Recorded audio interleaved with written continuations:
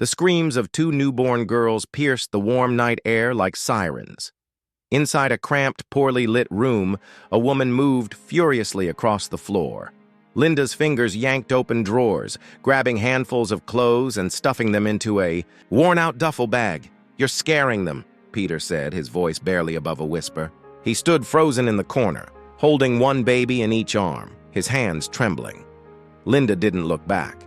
Her shoulders were squared, her jaw locked. "They'll survive," she said flatly. Peter stepped forward. "Linda, please, don't do this. If not for me, then for them. They need you."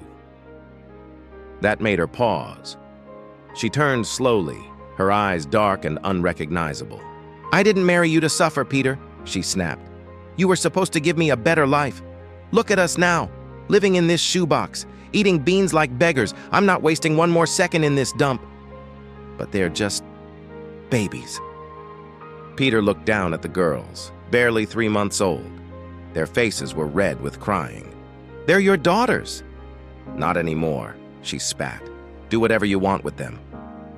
Then, with an almost theatrical calm, she zipped her bag, threw it over her shoulder, and marched toward the door. At the threshold, she turned once more. "Honestly, I don't care if they live or die." The door slammed so hard the walls shook. For a long moment, all Peter could hear were the cries of Mary and Naomi. His arms ached. His chest felt hollow. He sank to the edge of the bed, staring at the door as if she might come back. She didn't.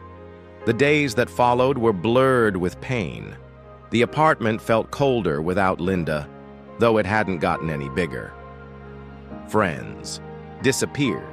Neighbors whispered, pity mixed with quiet judgment. Peter had once been a proud man, an accountant in a respectable company.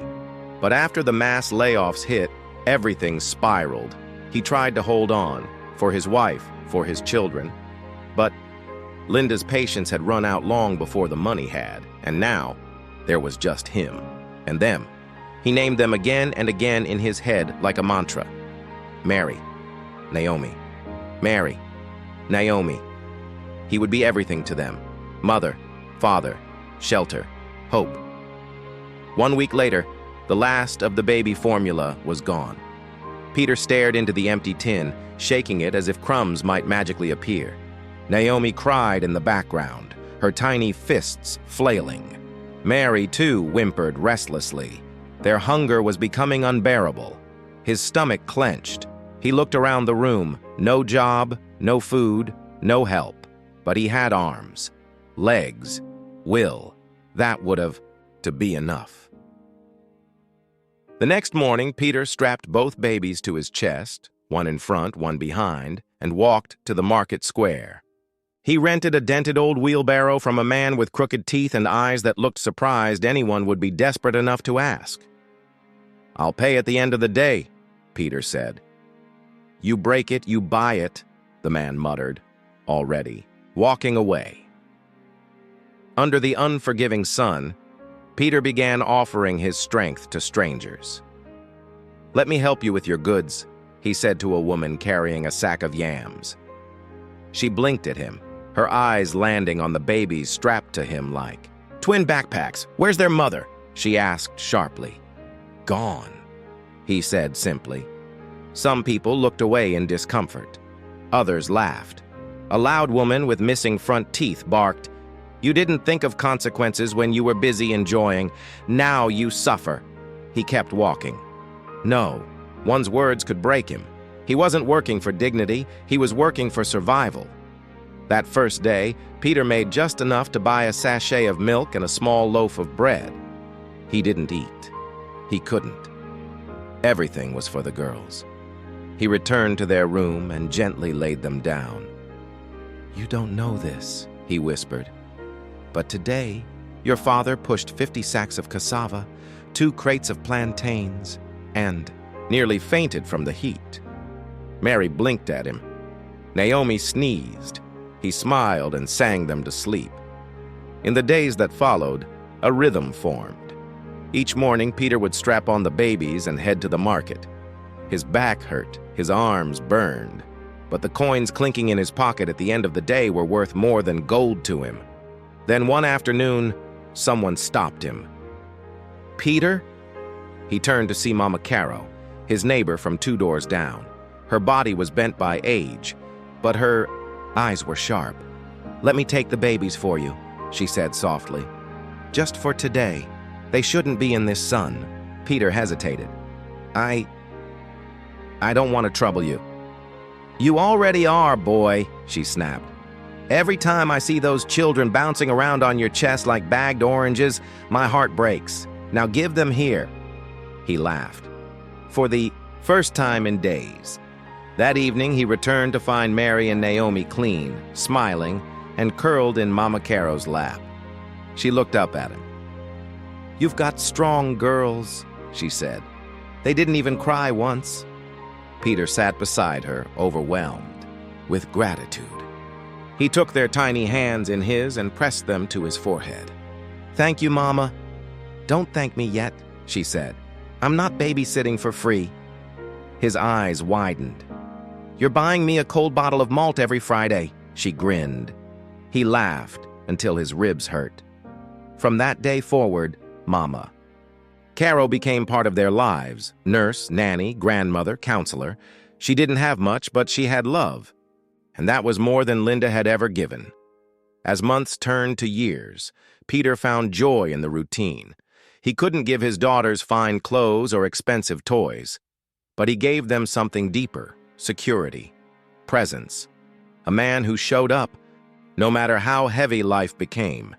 He taught them how to count using bottle caps, told them stories under the faint glow of a kerosene lamp, held them when they had nightmares, cooked rice when there was rice, shared Gary when there was none. They learned to say, "I love you," before good night.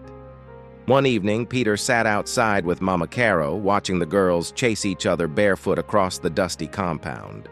The sun cast long shadows over the yard. "You did good," she said quietly. "Did I?" he replied. "Sometimes I think they deserve so much more." "They do," she nodded. "But they got you. That's better than most." He watched Mary tug Naomi's braid and run, off, giggling. Naomi squealed and gave chase. For the first time since Linda left, he allowed himself to believe they might be okay. The sun hadn't risen yet when Peter stirred from the old mat that served as his bed. Mary slept curled up on his chest, Naomi in the crook of his arm. He lay still for a moment, listening to their steady breaths. This silence, this brief calm before the chaos, was sacred. But the moment passed. The girls would wake soon, and with them would come hunger, crying, another day of work, another battle. He sat up, gently shifting his daughters to the blanket beside him. As he strapped them to his chest, Mary in front, Naomi in back, he whispered, "Let's go make a miracle today." The door creaked as he stepped into the dim morning light. The market was already buzzing. Vendors barked prices. Taxis honked. The air smelled of sweat, dust, and frying akara. Peter pulled his wheelbarrow through the noise, the girls bouncing, lightly with each step. He had patched the barrow with wire the night before. Again. The left wheel still wobbled, but it moved. That was enough. A man waved him down. "Hey, you strong? Come move these plantains!"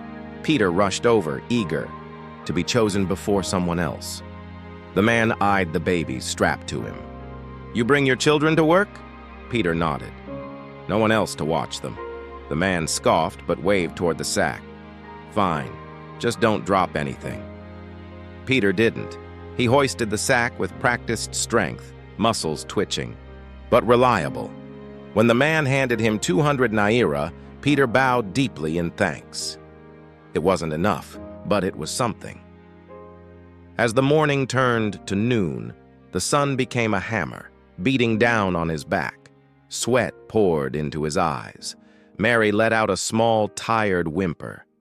Naomi kicked softly against his side.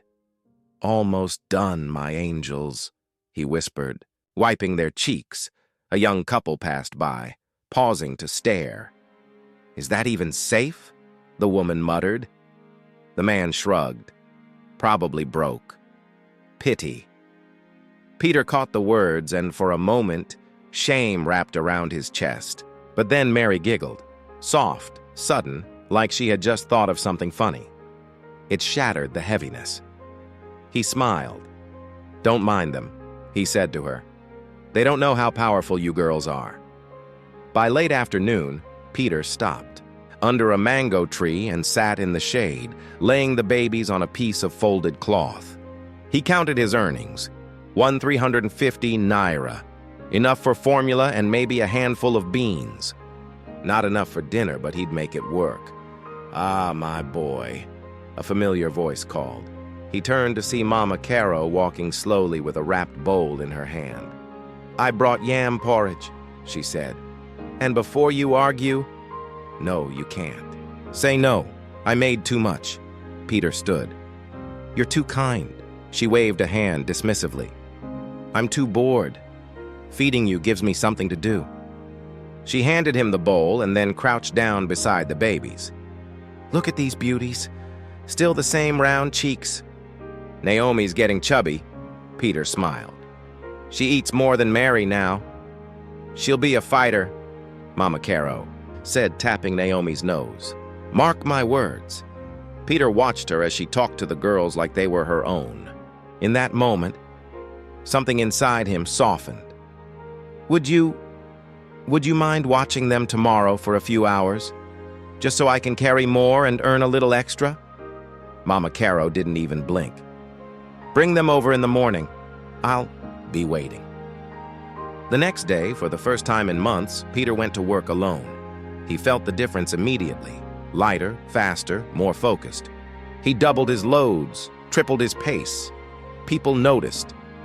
You're not carrying your baggage today? A vendor joked. Peter grinned. They're not baggage, they're blessings. But even blessings need rest. By sundown, he had made almost double his usual. He practically ran back home, excited to see the girls. He found them wrapped in matching cloths on Mama Caro's lap, both asleep. Her chair rocked slowly on the porch. I think they like me better than you, she said without looking up. Peter laughed. They've always liked you better. I'm just the ride. Days passed, then weeks, then months. Peter kept grinding at the market. Mama Caro became a fixture in their lives. The girls started to babble, first nonsense, then real words. Baba came first, then Mama, though they said it to Mama Caro, not Peter, and he didn't mind. Not at all. At night, he would sit with his daughters and tell them bedtime stories he made up on the spot. Once upon a time, he said one evening, as they lay on either side of him, there was a king who had nothing, no land, no riches, just 2 golden jewels. His daughters. Mary reached for his face. Naomi played with the button on his shirt. But one day those jewels grew so bright, the whole world saw their light. Did they become queens? Mama Caro called from the kitchen. Peter smiled. They became more than queens. They became legends. One evening, a sudden rainstorm flooded the street. Peter rushed to cover the babies with cloth. The roof leaked. Water dripped onto the bed. Stay here, he told the girls, placing them in a dry corner. He ran outside, trying to fix the tarp that served as part of their roof. Lightning flashed. He slipped, fell. Pain exploded in his side. He lay there, gasping, rain soaking his clothes, when a neighbor ran out. Peter, are you mad? Get inside! I have to stop the water, Peter gasped. The girls, they'll be fine. You're bleeding. The man dragged Peter inside. Mama Caro arrived minutes later, furious. You think you're made of stone? She shouted. Falling from roofs like some teenage boy? Peter groaned. The rain.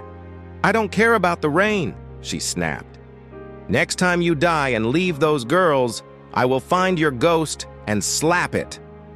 That night, with bandages on his ribs and fire in his muscles, Peter lay beside his daughters. He couldn't die. He wouldn't. He would live for them, endure for them, rise for them. A month later, Mary took her first steps. Naomi wasn't far behind.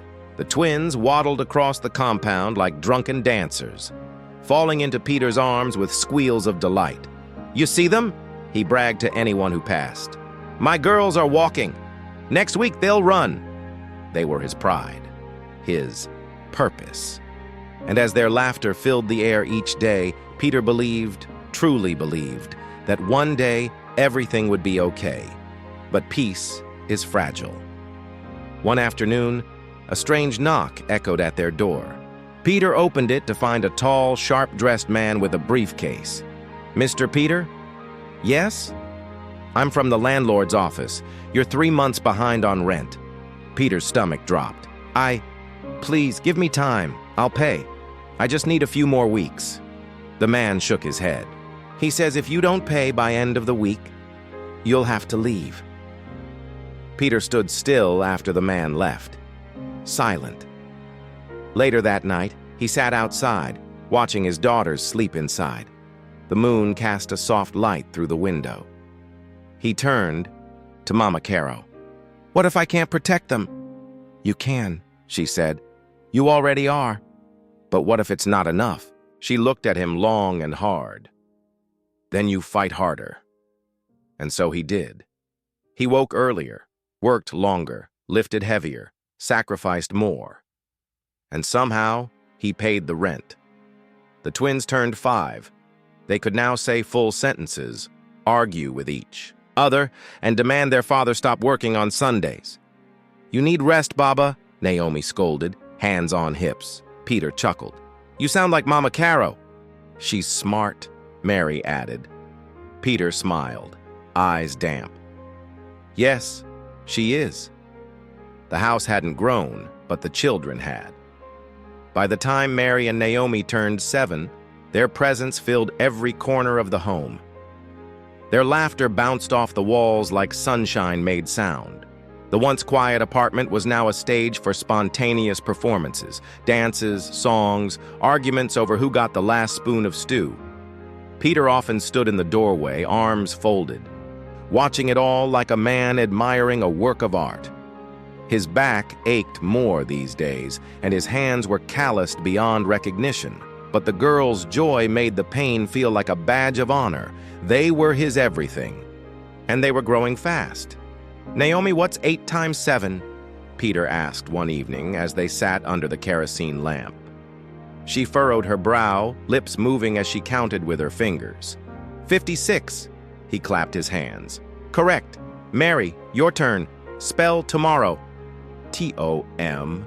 Ooh, no, wait. T-O-M-O-R-R-O-W.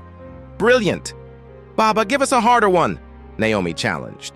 Peter leaned back with a grin. "You two will finish school before I do." "No," Mary said proudly. "We'll finish school and build you a big house. You'll rest every day." Naomi nodded fiercely. "We'll cook for you and buy you a car and even a new wheelbarrow." Peter chuckled. "I'll keep the old one, just for memory." Despite the hardships, education was non-negotiable in Peter's house. Every morning, after warming leftover yam or beans, he walked the girls to the nearby community school. Their uniforms were second-hand, patched and faded, but spotless. Their shoes had been resoled so many times they looked like relics, but they never arrived late. "Why don't other children go to school, Baba?" Mary once asked. "Because some fathers give up," Peter replied. "But I won't." "And Mama?" He paused. "Some people are too broken to raise others." Naomi took his hand. "But we have Mama Caro." He smiled softly. "Yes, you do." Mama Caro had long since become more than a neighbor. She helped braid their hair on school days, cooked jollof rice on Sundays, and told stories of the good old days when bread was a luxury and respect was a currency. "My father once walked 12 kilometers to school," she'd say. Peter would nod. "And you walked 15, I suppose?" "Mind your mouth," She'd snap, then wink. Mary and Naomi adored her. She wasn't just their mama, she was their anchor. By age 10, the twins had grown distinct personalities. Mary was precise, calculated. She organized her books by subject, date, and size. She questioned everything and loved mathematics. With a passion that baffled Peter, Naomi was a firecracker, curious, expressive, emotionally alert. She memorized poems, mimicked their teachers with alarming accuracy, and dreamed of becoming a doctor so I can heal Baba's back. Peter watched them both with awe. How had these girls, born into struggle, grown so bright? One Friday afternoon, Peter sat outside as they returned from school. "Baba!" Mary called. "Guess what? You won a Nobel Prize?" "No!" she laughed. "We came first and second in our class, Naomi and me."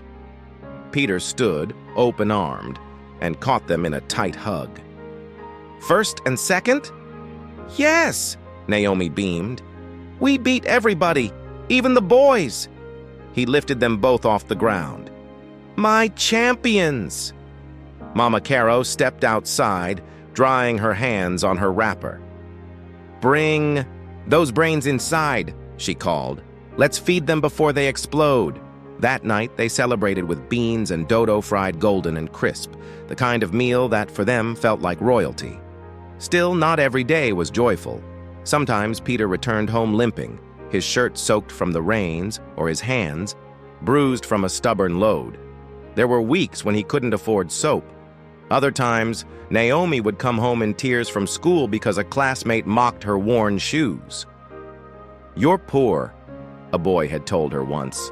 "Your father pushes things for money." She didn't respond. But later that day, she asked Peter a question that cut deep. "Are we poor, Baba?" He paused. "We're not rich in money, but we're rich in other things." "Like what?" "Love, discipline, integrity. Not everyone has those." Naomi seemed to think about it. "But I want to be rich someday." Peter smiled. "Then study harder than anyone else, and never forget where you came from." The twins took his words to heart. They studied by candlelight when power failed. They read aloud to each other. They quizzed one another before exams. Mary built mock schedules for revision weeks ahead. Naomi color-coded her notebooks. Their teachers noticed. Their classmates envied them. But Peter reminded them often, "Stay humble. Pride is a quick way to fall." One day, a letter arrived. Peter read it slowly, his eyes widening. "Baba, what is it?" Mary asked. "You've both been chosen for the state junior science competition," he said, nearly choking on the words. "Your teachers sent your test scores. They picked you," Naomi squealed. "We'll go to the Capitol?" He nodded. "Will you come?" Mary asked. Peter hesitated. Transport wasn't free. Food during travel wasn't covered, but he couldn't crush their joy. "I'll be there," he said, "even if I have to push that barrow the whole way." The competition was hosted at a massive school in the city. Buildings tall, floors shiny, everything smelling like polish and newness. Mary and Naomi stood at attention beside students from prestigious private schools with crested blazers and polished shoes. But when the exam ended, it wasn't uniforms that mattered. Mary ranked second, Naomi ranked fifth. Out of over 200 students, Peter nearly dropped the announcement letter when he read it. "Do you know what this means?" he asked them that evening. "You're not just smart, you're powerful." Naomi grinned. "Can we celebrate with Amala?" Peter turned to Mama Caro. "What do you think?" She raised an eyebrow. "Celebration without fufu is a crime in this house." But even as their academic success grew, so did Peter's worry. The girls were nearing senior secondary school. Fees were higher. Books cost more. School uniforms needed replacing. He doubled his hours at the market, skipped meals, sold his only working radio. Mama Caro tried to help, but she was old, and her own needs were many. The girls noticed. One night, Peter came home dragging one leg. Mary rushed to him. "Baba, are you okay?" Just a strain, he muttered. Naomi grabbed a towel and basin. Sit. We'll take care of it. As they soaked his foot and rubbed balm on his back, he looked at them and said, "No matter what, I will get you through school. Even if I have to crawl." "You won't crawl," Mary said. "You'll ride." "In what?" He chuckled. "A big car," Naomi grinned. "With air conditioning." Peter laughed so hard he cried. As they entered their teenage years, the girls became young women. Confident, determined, grounded, they started tutoring younger children in the neighborhood. Helped Mama Caro with chores, took turns managing housework so their father could rest. "You're not just daughters anymore," Peter said one evening. "You're my partners." "And you're our hero," Mary replied. By the time they reached 17, the twins were local legends. Neighbors bragged about them. Teachers used them as examples. Strangers stopped Peter at the market. "Are you the father of those brilliant girls?" He would smile and nod. "Yes, I'm their lucky father." But with their final exams approaching, WAISE, and JAM, the pressure was enormous. Late nights turned into early mornings. Coffee replaced fufu. Their small home became a shrine of textbooks and scribbled notes. "Don't worry about your scores," Peter told them. "Just give your best. I'm already proud." "Don't say that yet," Naomi said. "Wait until we pass." "You already passed the test that matters," he said. "What's that?" Life. The day of the JAM results was unforgettable.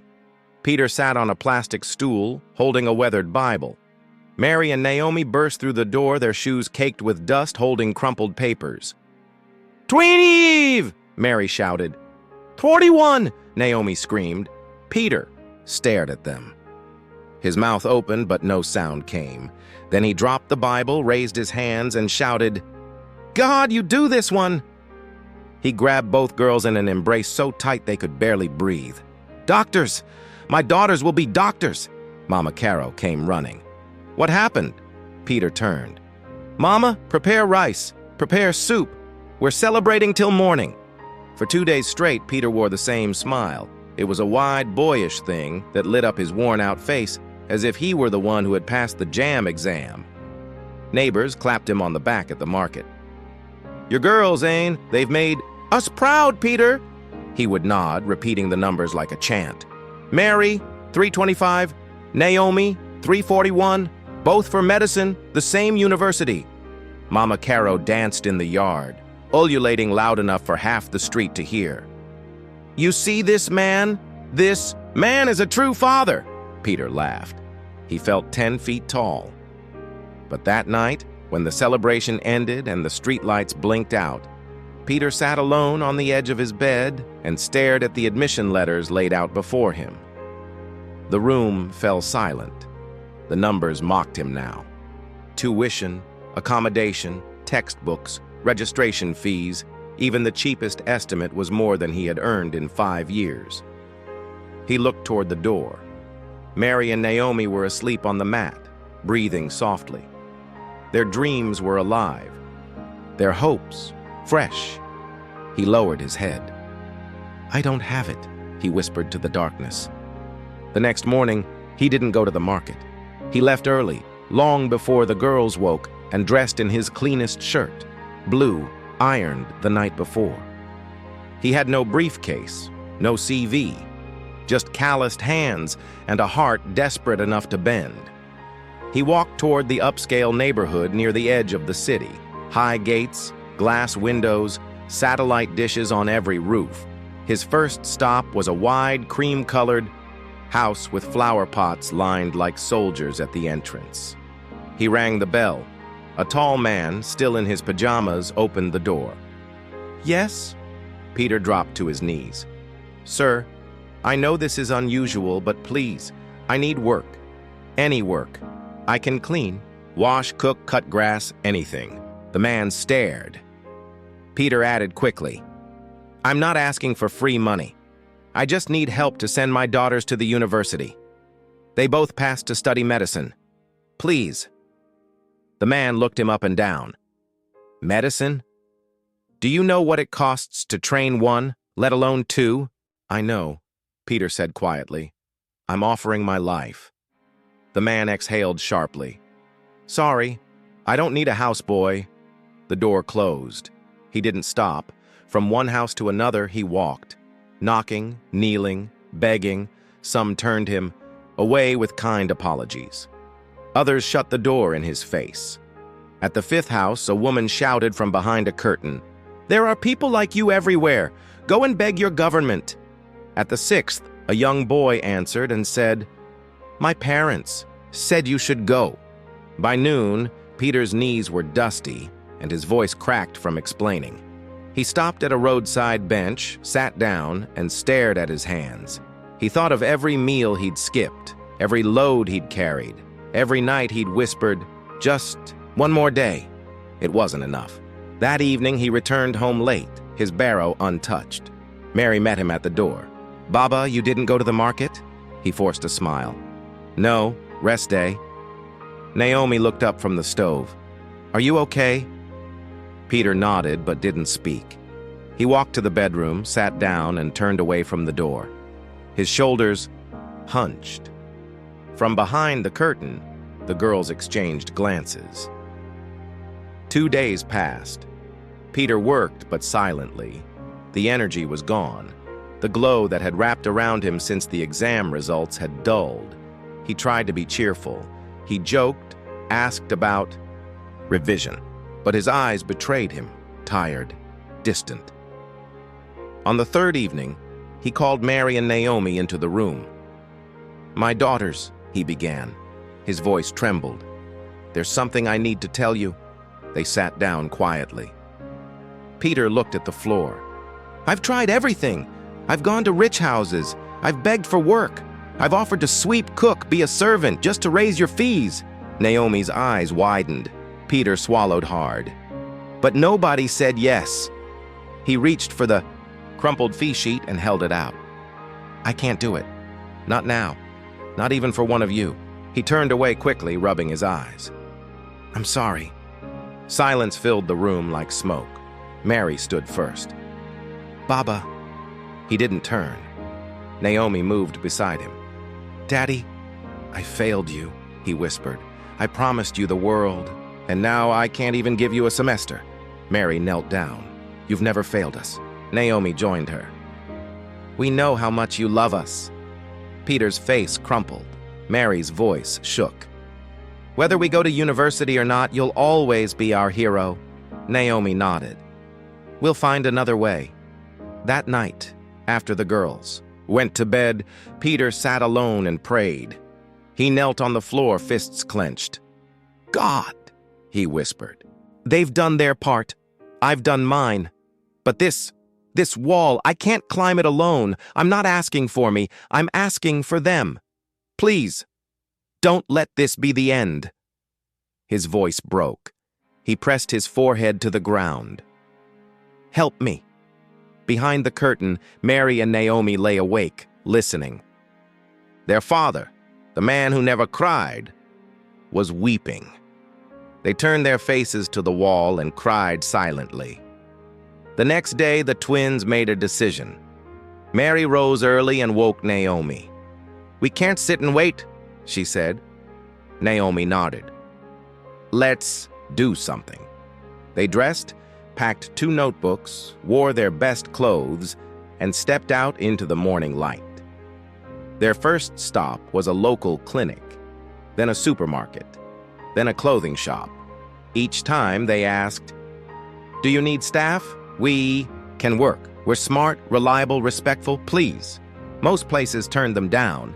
At one small restaurant on the edge of town, the owner, a middle-aged woman with tired eyes, paused. "We don't have much," she said, "but I could use help clearing tables and serving." Mary smiled. "We'll do it." The pay was modest. The hours were long, but the twins worked with energy and grace. They greeted customers warmly, served food carefully, washed dishes faster than expected. Soon, patrons began to notice them. "Who are those 2 girls? They're so polite. They remind me of my daughters." Tips came in small, folded bills, enough to spark hope. Each night, they returned. home and handed Peter their earnings. He stared at the coins, confused. "Where?" "We're working now," Mary said. Peter's face collapsed. "You shouldn't have to." "But we want to," Naomi interrupted. "You've done enough. It's our turn." Weeks passed, then months. The girls kept working, saving. They deferred their admission for a year, painful but necessary. Peter continued praying, working, watching his daughters become women before his eyes. Every night they sat at the table and counted coins. Every morning they prayed before stepping out. "I don't care if we start late," Naomi said one night. "We'll still become doctors." Mary nodded. "And even if we don't, we'll make you proud." Peter looked at them and saw something unshakable, a strength he had only dreamed of. His heart ached with pride and fear. The restaurant was small but clean, 4 plastic tables, a laminated menu taped to the wall, 2 ceiling fans that made more noise than wind. But to Mary and Naomi it was a temple. Their first day began before sunrise. They scrubbed the floors, polished the plates, and helped the cook peel onions until their eyes burned. "You don't need to do all that," the owner, Madam Kemi, said. "You're here to serve, not to suffer." Mary smiled. "We like to start clean." Naomi added, "It's easier to be fast when everything is in order." Madam Kemi squinted at them for a moment. "You girls, you're not from this kind of life." Naomi looked her in the eye. "We are now, but it's not forever." By noon, the tables were filled. Bank clerks, taxi drivers, a few civil servants with loosened ties. The food was simple, swallow and soup, rice and stew, but tasty. Mary and Naomi moved between the tables like clockwork. Naomi greeted with ease, her smile infectious. Mary managed the orders, memorizing them even without writing. They joked with the cook, cleaned spills before anyone noticed, thanked every customer like they'd been served royalty. Within a week, the regulars started asking for the twins. "They're too polite," one man joked. "Are you sure they're not angels?" "They even gave me extra meat," another added. "Only because you left a big tip," Naomi teased. The girls became the heart of the place. Tips came in quietly, folded notes in hands under plates, sometimes slipped into their palms with a wink. They never kept a naira for themselves. Every night they handed the money to Peter, wrapped in tissue or tucked in an envelope. "This is yours," he'd say. Mary would shake her head. "No, Baba, it's ours." Sometimes Naomi would pull out a scribbled list from her bag. Amount, saved cost of books, estimated hostel fees. Peter would stare in silence, amazed. His daughters were becoming adults right before his eyes, and better ones than he'd ever hoped for. One slow Thursday afternoon, the restaurant emptied after the lunch rush. Mary swept near the corner table while Naomi wiped down chairs. That's when Mary saw it, tucked beneath a chair leg, almost hidden. A black briefcase. It looked expensive, heavy. She called out, "Naomi, come see." Naomi joined her, crouching. "Somebody forgot this?" Mary picked it up slowly. It was locked, but not latched. Inside were documents, thick stacks of contracts, passports, legal papers, and more cash than either girl had ever seen.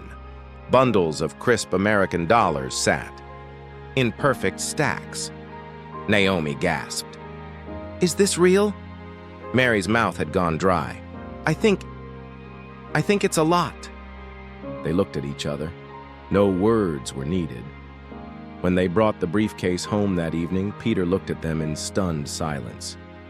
"Where did you get this?" They explained everything, slowly. Peter nodded, his face unreadable. "You did well to bring it here?" Naomi looked at him. "What should we do?" Peter leaned back, exhaling. "The owner will return.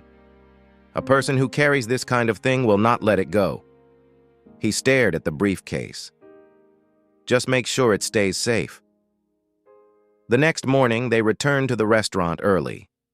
The briefcase stayed wrapped in a shawl under Mary's arm. As they approached, a black luxury car was parked outside. A tall, well-dressed man paced in front of the restaurant, visibly distressed. The girls exchanged glances. "Excuse me, sir," Mary called, gently. "Are you looking for something?" The man turned sharply. His eyes scanned them with hope and suspicion. "Yes, a briefcase, black, leather. It contains very sensitive documents." Mary stepped forward. "I think we have it." She unwrapped the bundle and handed it over. The man's hands trembled as he opened it, checking quickly. Then he exhaled in relief. You girls," he muttered. "You don't know what you've just done." Naomi smiled. "We only did what was right." The man looked at them, stunned by their calm. He tucked the briefcase under his arm and got into his car without another word. As the vehicle sped off, Naomi blinked. "Wow, not even thank you money?" Mary laughed. "You were expecting a tip?" "No, but a smile at least." Back inside, they went about their duties, as usual. Madame Kemi was in the kitchen chopping tomatoes when Naomi walked in and whispered what had happened. She dropped the knife. "You returned a bag full of dollars?" "It wasn't ours." She stared at them. "You girls are different. This world doesn't make people like you anymore." By midday, the restaurant began to fill again. Business returned to its usual rhythm. The twins moved with their practiced grace, clearing tables, balancing trays, exchanging smiles. Then, just after 2 p.m., the same black car returned. This time, the man stepped out slowly, carefully, like someone with something to say. He wore a tailored suit, gold cufflinks, and confidence like cologne. But his face was softer now. Kind, almost. "Good afternoon," he said, stepping inside. Mary and Naomi turned to greet him. "I'm Prince Tony," he said, offering his hand. They shook it politely. "I owe you more than I can say," he continued. "Those documents you returned, they weren't just papers, they were tied to my family, my business, my legacy." Mary nodded. "We didn't read anything. We just saw money and paperwork." "That's why I'm here," Prince Tony said. "You saw temptation and turned away. Most wouldn't." Naomi stayed quiet, watching him. "I want to reward you," he said. Mary shook her head gently. "Sir, we didn't do it for a reward." "I know," he replied, "which is exactly why you deserve one." He asked them to get into his car. Mary hesitated, looking at Naomi, but something in the man's tone, earnest, genuine, made them trust. They sat in the back as he drove slowly through the city. "I used to come from nothing," he said. "My parents sold firewood. I nearly dropped out of school 3 times. "Really?" Naomi asked. He smiled. "Success doesn't mean you forget struggle. In fact, you should always carry it with you. That's how you grow." They passed gated houses, busy plazas, and finally stopped in front of a wide 2-story building with large glass windows and a signboard that had no name yet. "This place was meant for another branch of my restaurant chain," he said. "But now I think it should be yours." The girls blinked. "Excuse me? I've seen enough businesses fail from dishonesty. You two have something rare, integrity. Use this place. Start your own." Mary's mouth opened, then closed. Naomi's eyes brimmed with tears. Prince Tony handed Mary a folder. "The documents are clean, paid for, registered in your names. Renovations are done, equipment installed. You just need to open the doors." They didn't remember much after that. They thanked him, cried, thanked him again. He smiled and drove off without giving them his number. This is not happening," Naomi whispered. But it was. They ran straight to the market. Peter was sitting near his barrow sipping a warm cup of kunu. He looked up as they sprinted toward him. "Girls? What's happening?" They didn't speak, just hugged him, hard, laughing, crying. Passers-by turned to look. Mary wiped her face. We have a restaurant now, Peter blinked. What? A man gave it to us. The one with the briefcase. He stared. You mean? Naomi nodded. A whole building, Baba. For us. He sat down slowly, Kunu forgotten. Then he did the only thing he could. He laughed. That night, they sat on the floor of their tiny room, staring at the ceiling still in disbelief. I think God listens to our Father, Mary said. Naomi smiled. I think God lives in his prayers. The building stood silent under the early morning sun, like a giant waiting to wake up. Its glass windows reflected the street below. The paint was fresh. The new sign above the door read only one word: faith. Mary traced the letters with her eyes. Naomi stood beside her, a bunch of keys trembling in her fingers. Are we really doing this? Naomi whispered. Mary smiled. We already did. They opened the door together. Inside, the space smelled of paint and lemon-scented polish. The furniture gleamed, new tables, cushioned chairs, a front counter ready for a cash register that hadn't yet been bought. The kitchen in the back was fully equipped, gas burners, ovens, pans still in their plastic wrapping. There were shelves for spices, fridges for meat, even a sound system wired into the walls. Prince Tony hadn't just gifted them a space, he'd built them a future. Mary turned in place, speechless. Naomi wiped a tear. We've never had anything this clean before, Mary laughed. Let's try not to mess it up. The first thing they did was bring Peter to see it. He followed them, slowly carrying a small bag of oranges and a skeptical look. Where are we going? He asked. You said this was a surprise. Mary pushed open the front door. Peter walked in and froze. He looked left, then right. His eyes moved across the walls, the floors, the kitchen equipment. I don't understand, he said softly. Naomi took his hand. This is ours, Baba. Ours. Mary nodded. The man with the briefcase. He gave it to us. Not just the building, but everything inside. Peter opened his mouth, but no words came. He touched a table. It didn't wobble. He flicked on a fan. It spun like magic. He sat down on a stool, quiet. Then he smiled, and didn't stop smiling. God answers slowly, he said. But when he does, he answers well. They opened exactly 21 days later. The first customer was Mama Caro. She walked in wearing her Sunday best wrapper and a wide grin, holding a bag of oranges for blessing the kitchen. I was your first babysitter, she declared. It's only right I'm your first customer. They served her jollof rice and goat meat on the house. She ate every grain. Food has flavor, she said. Not like those watery things you used to eat, Peter laughed. Because it was me cooking back then. You've been forgiven, she replied, sipping her malt. The restaurant opened small, just a few customers each day. Word spread slowly. Curious passers-by peeked in. Some came just to see if the rumors were true. 2 girls opened a restaurant on their own? No man? No backer? People didn't believe it. Until they stepped inside. Everything about the place felt different. The food was hot, fresh, and perfectly spiced. The service was warm. The girls smiled like they meant it. The music was soft, and the chairs were comfortable. Soon, people returned. Then they brought friends. Each day began at 5 a.m. Mary handled the inventory and supply runs, often bargaining at dawn with butchers and tomato sellers. Naomi managed staff and customer experience, even though at the beginning the only staff were herself and her sister. Peter insisted on helping. He came every morning, sweeping the front, mopping floors, making sure the water tank was filled. Retire, Mary told him. You're not young anymore.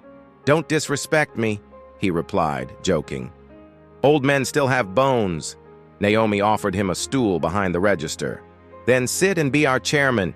He accepted the title proudly. 3 months in, they could no longer handle it alone. They hired 2 young women from the community, Blessing and Taupe. Both were shy at first, but hard-working. Mary trained them on food prep. Naomi taught them how to speak to customers, look them in the eyes, say thank you like you mean it, and always smile, even if your heart is tired. "We are not just a restaurant," Naomi told them. "We are proof that kindness still works." One Friday evening, a man in a sharp gray suit came in. He ordered pounded yam and a goosey, ate quietly, watched everything. After his meal, he stood and walked to Naomi. "Who owns this place?" he asked. She pointed to herself and Mary. "We do." He raised an eyebrow. "And you're how old?" 19, she said, then added with a grin, "But I've lived enough to feel 60. The man laughed. "This food, the taste is home, and the service is gold." "Thank you, sir." He handed her his card. "Call me if you ever want to expand." By the 6th month, they had saved enough to pay for their jam admission reactivation. But when the forms arrived, they sat on the table for weeks, untouched. Peter noticed. "Why aren't you filling these?" he asked. Mary shrugged. "We're thinking." Naomi looked away. "We still want to be doctors, but maybe not now." Peter didn't push. He simply said, "Don't stop dreaming, but dreams can change." One evening after closing, they sat outside with cold drinks. Naomi leaned back. "Do you think we made the right choice?" Mary nodded. "When we were little, our dream was medicine. But now I think our purpose is here." Naomi smiled. "Helping people, feeding them, giving them comfort." Exactly. Peter, who had just finished stacking chairs, walked over. "You two remind me of someone," he said. "Who?" they asked. "My mother. She once sold a Cara with 2 daughters strapped to her back. She never stopped smiling." They looked at him in surprise. "You never told us that." Peter sat down. "Because back then I was ashamed of struggle. But now I see. It's where strength is born." Business boomed. Customers came from across the city. Taxi drivers told stories about that restaurant run by those polite sisters. Bankers held lunch meetings there. Even a local TV crew came to interview them. Mary and Naomi stayed grounded. They raised salaries, gave Blessing and Taupe uniforms and bonuses, organized free meals for street kids every Sunday afternoon. "We came from nothing," Mary said during one interview. "So, we're not afraid of anything anymore." Then one afternoon, Peter surprised them. He walked into the restaurant in a clean shirt and a funny grin. "Pack your bags," he said. "For what?" Naomi asked. "Vacation." Mary blinked. "You mean, like holiday?" Peter nodded. "We're going to the beach. A customer gave me a discount." The girls stared at him, stunned. "You never take breaks," Mary said. Peter shrugged. "I've learned from you two. Even the strongest tree needs shade." They laughed, hugged him, and began packing. On that beach trip under blue skies and warm winds, Mary watched her father build a sand castle with a crooked smile. Naomi ran into the waves, carefree as a child again. For the first time, she felt what success truly was. Not just money, not even peace, but presence. They were together, whole, free. And it all started with a wheelbarrow and 2 babies. It was a Monday like any other. The smell of spicy jollof rice filled the air. Naomi was arranging flowers at the counter, while Mary took inventory in the kitchen. Business had been steady all day. Nothing unusual, nothing unexpected, until the woman walked in. Her clothes were faded, shoes worn thin. Her face carried the weight of years, creased with lines of hardship, sunburned, gaunt. Yet her eyes, there was something familiar about them. Desperate, tired, but still searching. "Good afternoon," she said softly, approaching one of the servers. Blessing looked up. "Good afternoon, Ma. Can I help you?" "I'm looking for work," the woman said. Her voice trembled. Please, anything. I can wash plates, sweep, clean toilets. I just need work. Blessing hesitated, unsure what to do. We don't really have openings. I'll work for little, the woman added quickly. Just enough to eat. Please. Naomi, overhearing the conversation, walked over. Mary followed, wiping her hands on her apron. Naomi studied the woman. She looked rough but not dangerous. You've worked in restaurants before? Yes, years ago. I know how to keep things clean. Mary looked at the schedule. They were short-handed that week. Okay, we can give you a trial. The woman's eyes filled with tears. Thank you. You don't know what this means to me. Just do your part, Naomi said, handing her a cloth. We all work hard here, and we respect each other. That's all we ask. The woman nodded, eyes low. I understand. I won't disappoint you. Her name, she said, was Lydia. She worked silently, head down, barely speaking, but she scrubbed the dishes with speed and precision, cleaned the floor with care, and never asked for rest. Customers didn't notice her. Staff said little, but Mary and Naomi observed quietly, noting her discipline, her humility. She's broken, Naomi said one night as they closed up. But hard-working, Mary replied. Let's keep watching. Time tells truth. 2 weeks later, Peter came by after market. He always did, right before dinner rush, just to sit, chat, and make sure the fans were working properly. He stepped into the kitchen to grab a bottle of water and froze. She didn't see him at first. She was washing plates, humming softly, her back turned. Peter's breath caught in his throat. Linda, he whispered. The plate she was scrubbing slipped from her hands and shattered. She turned around slowly, eyes wide. Peter staggered back a step. You, he said, voice low. Linda dropped to her knees. Please. I didn't know they were your daughters. Peter stared at her for a long time, then turned and walked out of the kitchen. Mary and Naomi were in the main room, arranging chairs, when he approached them. His face was pale, his voice was almost a whisper. That woman in the kitchen, the one washing plates. Naomi looked up. Yes? Is something wrong? Peter's lips trembled. She's your mother. The words hit the floor like a dropped tray. Mary blinked. What? Her name isn't Lydia, Peter continued. It's Linda. Naomi took a step back. That's not possible. She doesn't even look the same. She wouldn't, Peter said. Life's punished her. The silence between them swelled. Customers chatted in the background. Cutlery clinked. But the air around the three of them turned heavy. They walked together into the kitchen. Linda was sitting on a stool, her hands shaking, tears streaking down her face. When she saw the girls enter, she stood quickly. Mary! Naomi! Mary stiffened. Don't say our names. Naomi said nothing. Linda took a shaky breath. I didn't come here for drama. I didn't even know this was your place. I just needed work.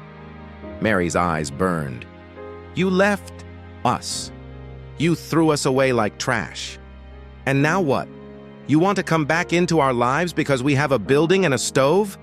Linda wept openly. I was young, selfish, foolish. I made horrible choices. I was chasing a dream I didn't understand. You said you didn't care if we lived or died, Mary snapped. Do you remember that? Linda nodded slowly. I remember, every day, and I've paid for it. Mary reached into the till and pulled out a wad of cash. She held it out. Take this, she said, voice cold. It's more than you've earned. Go somewhere, anywhere, just not here. Linda looked at the money but didn't move. I didn't come for your money. Then you're more lost than I thought. Mary threw the cash on the table and stormed out. Naomi stayed behind. She knelt beside Linda and offered a tissue. Linda wiped her face, trembling. She hates me. Naomi's voice was quiet. She's hurt. So am I. Linda nodded. I don't expect forgiveness, but I am sorry. Naomi sat beside her. I don't know what to think. All I know is we built this place on honesty, on kindness, and turning you away, it feels wrong, Linda whispered. I'll leave if that's what you decide. I just wanted a chance to live with some dignity. Naomi stood. Give us time. That evening, the house was tense. Peter sat quietly on the bench outside, staring at the moon. Naomi paced. Mary sat at the table, arms crossed, face unreadable. She's our mother, Naomi said, whether we like it or not. She abandoned us, Mary replied. We owe her nothing. Peter looked up.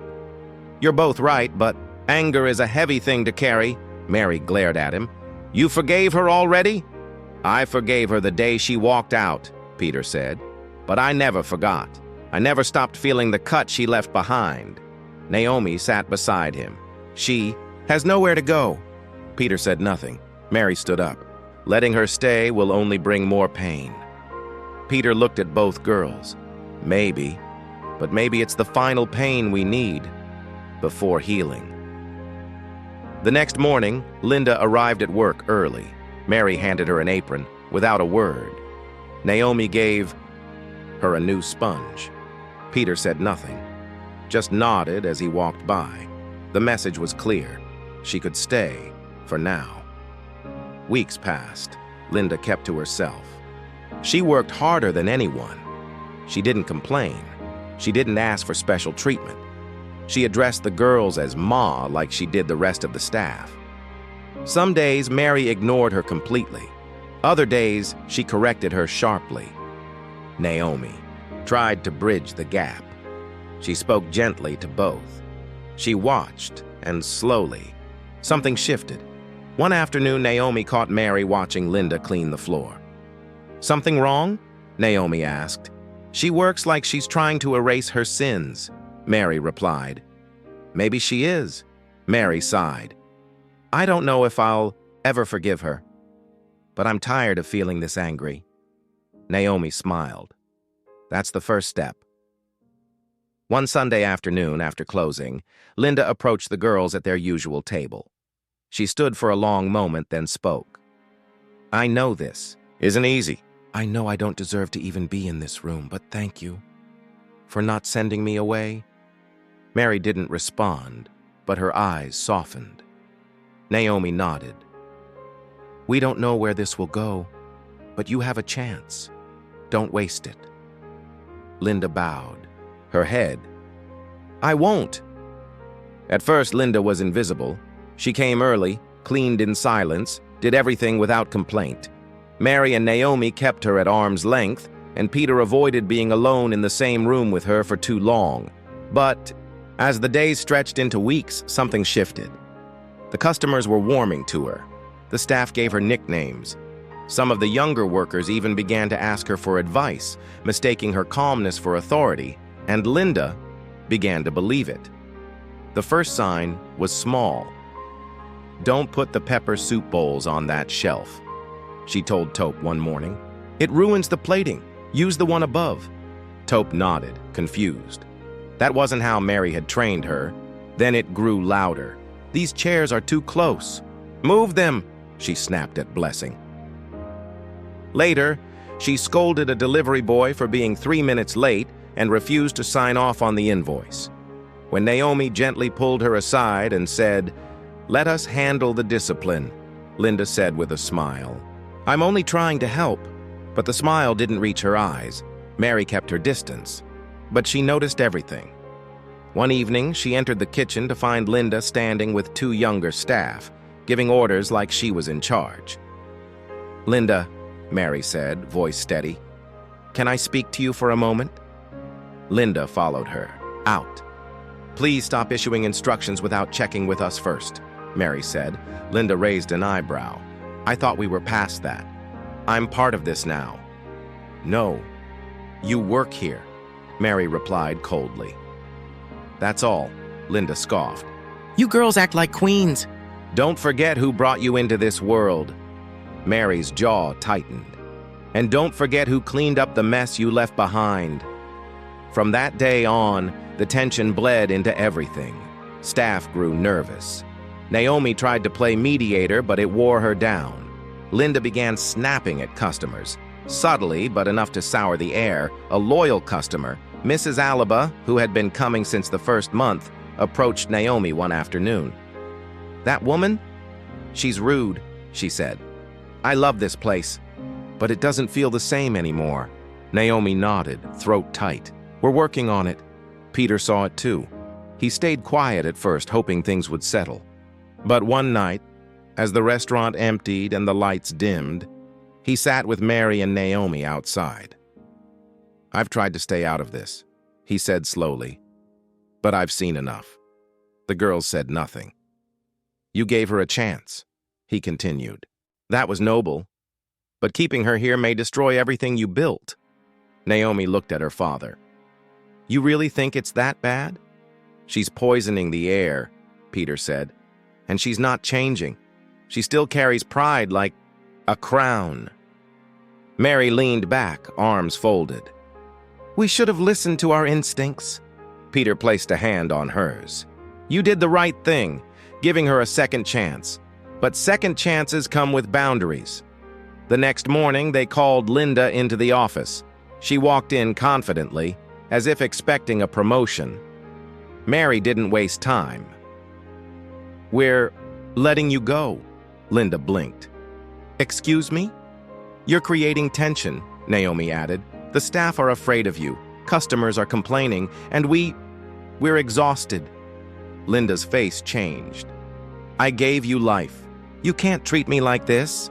Mary's voice sharpened. "You lost the right to play that card the day you walked out."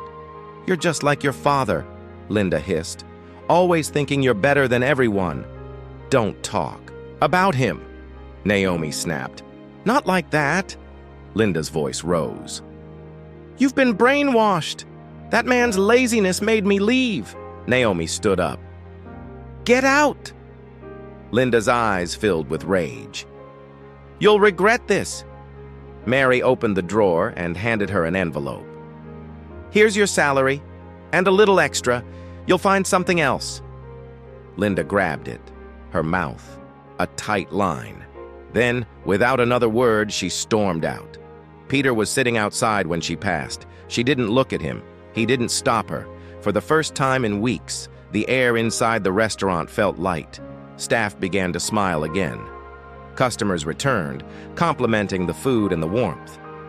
One customer said, "The soul of the place is back." Naomi took that comment home with her like a treasure. Still, neither daughter was at peace. "She may have failed us," Naomi said one night, "but I don't want her to suffer." Mary didn't respond. The next day, they visited Linda's tiny rented room. It was a single space with a thin mattress on the floor and a cracked mirror on the wall. Linda was sitting on a stool, eating bread and sardines. She looked up, surprised. "We're not here to argue," Naomi said. Mary stepped forward. "We want to help. We've arranged a small shop for you." Linda narrowed her eyes. "Why?" "Because we're not like you," Mary replied, "and we don't want to become like you." Naomi added, "It's in front of your house. You can sell provisions. Keep your independence." Linda stared at them. Pride danced across her face. Then something cracked. Just for a second. She nodded. "Thank you." Mary turned to leave. Naomi followed. They didn't look back. Over the next few weeks, the restaurant thrived. Mary and Naomi worked smarter, not harder. They hired new staff, rotated shifts, implemented better systems. Mama Caro dropped by often to tell them how proud she was, and to sneak snacks from the kitchen. Peter watched everything quietly. Then one day, he said something unexpected. "I want to marry again." Mary and Naomi stared at him. Peter chuckled. "That shocked you?" Naomi smiled. "You've never mentioned anyone." Peter shrugged. I met someone. She's kind, steady. She works at one of our new branches. Her name is Ruth. Mary raised an eyebrow. Like Ruth from the Bible? She might be, Peter replied. She treats people with grace. She's been through her own share of pain, but she carries it well. Naomi leaned forward. And you like her? Peter looked down at his hands. I don't just like her. I feel peace with her. Mary nodded slowly. Then marry her, Baba. He looked up. You're sure? Naomi laughed. You gave us the freedom to choose. You deserve that too. Peter and Ruth had a quiet courtship. She was a widow with 2 children in secondary school. She worked as a supervisor at the restaurant's Yaba branch and had earned a reputation for calm authority and kindness. The girls met her. She brought groundnut cake and listened more than she spoke. After she left, Naomi turned to Mary. I like her. Mary smiled. I do too. The wedding was set for 3 months later.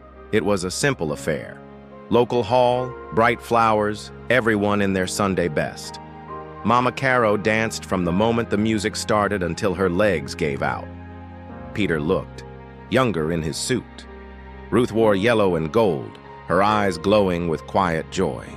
Mary and Naomi stood beside them as witnesses. When the pastor asked, "Do you accept this woman as your wife?" Peter didn't hesitate. I do, with all that I am. That night, back home, they sat together in the living room. Peter, Ruth, Mary, Naomi. The girls leaned on each other, watching their father laugh again. Ruth told gentle jokes. The house echoed with warmth. Mary looked at Naomi. For the first time, it feels like we've all found a new beginning. Naomi nodded. And this time, no one's leaving. The decision came quietly over breakfast. Mary was slicing bread. Naomi was flipping through her calendar. Peter sipped tea, reading an old newspaper. Naomi looked up. What if we got married on the same day? Mary paused. At the same time? Naomi shrugged. We've done everything else together. Why not this too? Peter nearly choked on his tea. Married? As in, married? The girls laughed. We're not little girls anymore, Baba, Mary said. You knew this day was coming. Peter set his cup down. I was hoping it wouldn't come this fast. Naomi sat beside him. We found good men. They've been patient, supportive, and they respect you. Peter raised an eyebrow. They'd better. The twins had met their partners through the restaurant. James was a logistics manager who had helped them set up a reliable supply chain when they were expanding. Quiet, steady, and loyal, he and Mary bonded over their love for numbers and precision. Chidi was a chef who had interned at one of their branches. Naomi loved his passion, his humor, and his surprising tenderness. He once cried watching a sad documentary about stray dogs. That sealed it. Peter had grilled them both, asked pointed questions, and even called them out for coming to dinner without flowers. But in the end, he gave his blessing. They're not perfect, he told the girls, but they love you honestly. That's more than most can offer. The wedding planning began immediately, but one thing weighed on Mary and Naomi. Peter would be alone. Ruth had moved into their home after the wedding, but with the girls moving out, they knew it wouldn't be the same. We want you to stay busy, Baba, Naomi said one night. Not lonely, Peter waved her off. I have Ruth, and I have grandkids coming soon, I'm sure. Mary leaned forward. Still, we want to give you something. What now? Peter asked, suspicious. Naomi grinned. We bought you land. Peter stared. Land? Mary nodded. Near Ruth's shop. You'll build a small garden, a greenhouse. You've always wanted one. Peter covered his face with his hands. You girls will finish me with this love. The weddings were set for the same day, one after the other. The entire city seemed to know. Customers brought gifts. Vendors refused to charge for decor. Staff offered free services. Even Prince Tony sent a message of congratulations and a donation for the honeymoon fund. Mama Caro, of course, had opinions about everything. No gold color, she insisted. It washes out in photos. Bring me your tailor, she told Mary. He stitched my blouse like it's for a scarecrow. You will let me dance in front, she warned Naomi. I raised you. She was crowned the mother of the day, without contest. On the morning of the wedding, Peter stood in front of the mirror, adjusting his tie. Ruth came up behind him, kissed his shoulder, and whispered, "You look like a senator." He chuckled. "Maybe I'll run for office." "Minister of fathers who never gave up," she laughed. "You already won the highest post." The ceremony was held in a large open hall decorated with fresh flowers and long white ribbons. Guests filled the rows. Music drifted through the air. Children played outside, their laughter blending with the smell of fried plantain and puff-puff from the catering tents. Peter walked Mary down the aisle, then turned around and did the same for Naomi. Tears welled in his eyes both times. "You're not losing us," Naomi whispered. "You're gaining 2 sons." Peter kissed her forehead. "I'm gaining peace." During the reception, Mama Caro took the mic. She stood tall in her emerald green wrapper, her voice loud and proud. "I watched these girls crawl before they could walk, carry soup pots bigger than their arms, and build a business out of nothing but grit and prayer," she said. "Today they make me proud. But more than that, they prove that you can rewrite your story, no matter where you start." Everyone stood to applaud. Peter wiped his eyes with a napkin. "She's always been the real MVP," he whispered to Ruth. Ruth nodded. "She raised all of you." Later that evening, the twins slipped out of the hall and sat by the garden fountain in their dresses, shoes off, hair slightly frizzed from dancing. Naomi looked at the sky. "We really did it." Mary leaned on her shoulder. "Yeah. Do you ever think about, what if we had become doctors?" Mary chuckled. "All the time. But then I think, we're still healing people, just in another way." Mary nodded, slowly. Food heals, warmth heals, employment heals, kindness heals. Naomi sighed. "We found our calling," Mary smiled. "And it's not medicine, it's this life." In the months that followed, the restaurant chain expanded into 2 more cities. Mary handled financial operations. Naomi ran training for new branches. Peter and Ruth began hosting weekend gardening classes for children on their new plot of land. Mama Caro moved into a house just behind Naomi's, where she could supervise everyone and complain about everything, happily. Linda, now running her provision store with quiet dignity, came by once a month to drop off bread and tea. She never stayed long. Mary always nodded politely. Naomi hugged her gently. The wounds were still there, but healing. One Sunday evening after dinner, Peter sat on the porch with Ruth. The sun was low, casting a golden glow across the compound. He watched Mary laugh with James as they packed leftovers. Naomi danced barefoot, with Chidi to a soft tune from a phone speaker. Ruth placed her hand over his. "You built this," she whispered. Peter smiled. "No, they did. But you gave them the roots." He looked at her. "And now they fly." In that moment, Peter finally understood something he had never been able to put into words. The best thing he had ever done was stay. Stay when it hurt. Stay when he was alone. Stay when he had nothing but 2 crying babies and a broken heart. And now, everything he stayed for had become something beautiful, something whole, something permanent. If you watched till the end, comment the word resilience. Subscribe to the channel and share this video with your friends and family.